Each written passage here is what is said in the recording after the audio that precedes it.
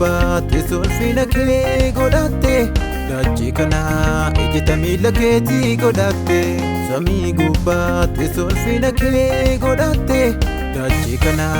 ejjeta miila keetii godhatte jirtaati yaa Waaqayyoo baruma baraan olaante gaafati abbaa aangoo uumama hundumaarra jaatte jirtaati yaa Waaqayyoo baruma baraan olaante gaafati abbaa aangoo uumama hundumaarra jaatte atuma miti lakkii uumaadha sittiin gaa'ii sammuu mati guddaadha uumama harka keetii lakkooftee beekta tuujubaa galaanaa safartee beekta.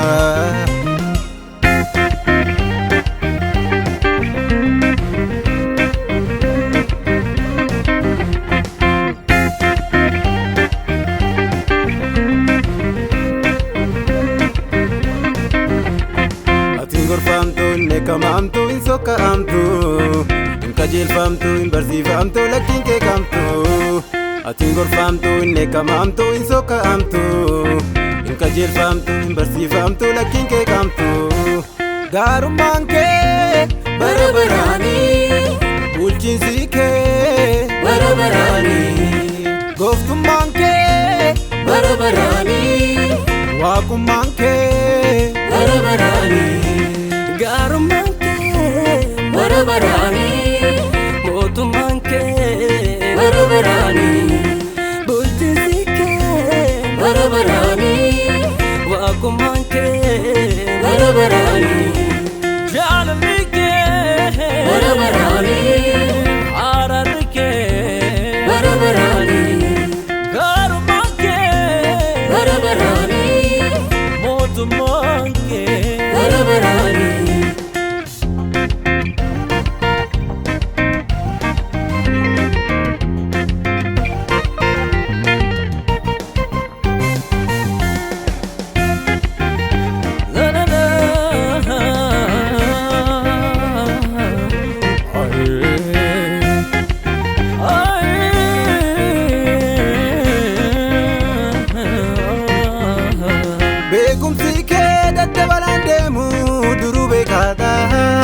Ogummaan kee qaqqaramaan deemu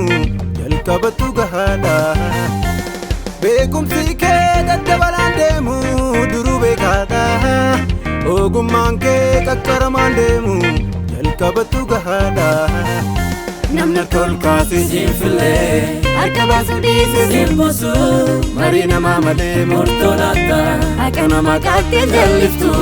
namna tolkaasi siinfillee harka baasuu dhiise siinbuusu marii namaa malee murtoo laata haqa namaa qaqqee jalliftu.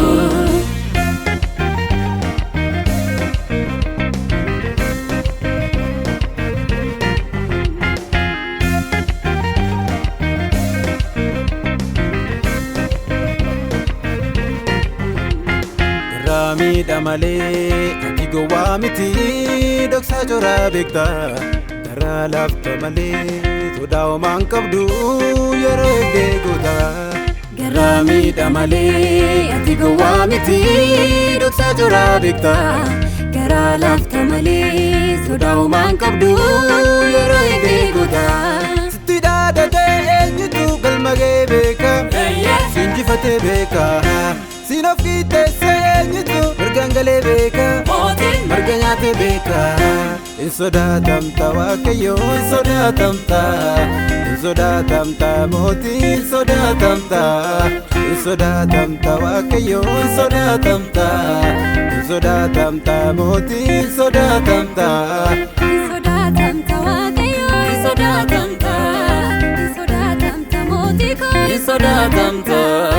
gaarummaan kee bara baraanii bulchiinsi kee bara baraanii gooftummaan kee barabarani waaqummaan kee barabarani garummaan kee barabarani mootummaan kee barabarani bulchiinsi kee barabarani waaqummaan kee barabarani jaalalli kee barabarani